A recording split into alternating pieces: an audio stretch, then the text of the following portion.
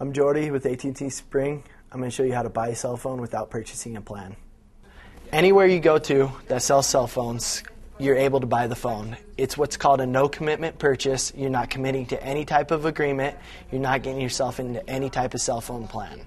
The main difference between purchasing a cell phone at a no-commitment cost and purchasing it with a plan is the pricing on a cell phone.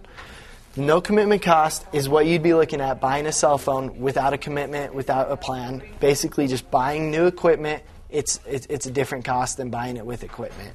So the $399 price, as for example on this cell phone, would be the price that you'd pay without agreeing to any type of terms and conditions, without getting yourself binded into a contract, and without agreeing to any monthly term.